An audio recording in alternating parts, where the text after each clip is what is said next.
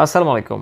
আমরা অনেক সময় গ্রাম থেকে শহরে যাই অথবা এক জায়গা থেকে অন্য জায়গায় যাই। গ্রামের পরিচিত অথবা বাসার পাশের কোনো ব্যক্তি অথবা রিলেটিভ নিজের আত্মীয়স্বজনের মধ্যেও হতে পারে। অনেক মানুষের কাছ থেকে আমরা সহযোগিতা আশা করি যে আমি গ্রাম থেকে শহরে যাচ্ছি অথবা এক জায়গা থেকে অন্য জায়গায় যাচ্ছি। সেখানে আমার পরিচিত লোক রয়েছে। আমি হয়তো ডাক্তার দেখাবো অথবা চাকরির ক্ষেত্রে অথবা ইউনিভার্সিটিতে ভর্তি হব। ২-১ দিন তার বাসায় থাকতে হতে পারে। এই ধরনের যে এক্সপেকটেশনগুলো, এই ধরনের এক্সপেকটেশন আমাদের অনেক সময় থাকে। অনেক সময় দেখা যায় যে আপনি তার বাসায় যাচ্ছেন, সেই জিনিসটা পছন্দ করছে না। আপনি তার কাছ থেকে কোনো ধরনের সহযোগিতা কামনা করছেন, সেই জিনিসটা পছন্দ করছে না বা ব্যাপারটাকে স্কিপ করে যাচ্ছে যে সে আপনাকে সহযোগিতা করতে চাচ্ছে না। আপনি হয়তো মন খারাপ করলেন, খুবই কষ্ট পেলেন। অনেক সময় এরকম মানুষের জীবনে হয়ে থাকে। তো আমার এই কথাগুলো বলার উদ্দেশ্য হচ্ছে যে কাছের মানুষ অনেক সময় এরকমটা করে ফেলে। এটার অনেকগুলা কারণ থাকতে পারে। যেমন পছন্দ হচ্ছে না, আপনাকে হয়তো তার পছন্দ হচ্ছে না।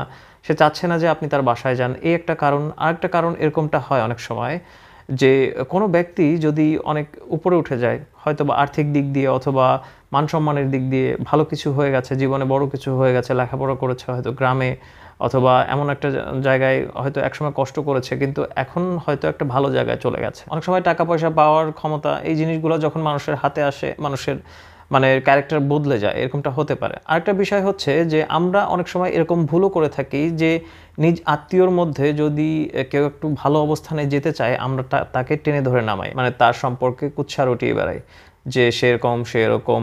অনেক সময় সে যে জিনিসটা করছে, সেই জিনিসটা করার ক্ষেত্রে আমরা বাধাবিঘ্নের সৃষ্টি করি। সে যখন কষ্ট করে বড় হয়ে যায়, তখন এই জিনিসটা তার মাথায় থেকেই যায় যে ও আমাকে অপমান করেছিল, ওর আব্বু আমাকে অপমান করেছিল, ওর আত্মীয় আমাকে অপমান করেছিল, আমাকে এরকম ছোট করেছিল, খাটো করেছিল।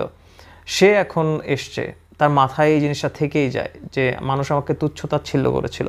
আমি যখন গ্রামে ছিলাম, আমার যখন স্ট্রাগল পিরিয়ডটা ছিল, তখন মানুষ আমাকে খাটো করেছে, ছোট করেছে।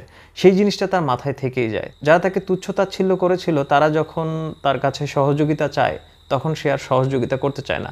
মানুষ আসলে প্রতিশোধ পরায়ণ, মানুষ প্রতিশোধ নিতে চায়। কিন্তু আমরা যখন আশেপাশে দেখব যে কোনো একটা মানুষ একটু ভালো করছে, একটু ভালো কিছু করার চেষ্টা করছে, হয়তোবা তার একটু পরিবর্তন চলে এসছে, আমরা তাদেরকে আটকানোর চেষ্টা করব না, তাদেরকে পেছন থেকে টেনে ধরার চেষ্টা করব না, তাদের বিরুদ্ধে কুৎসা রটাবো না।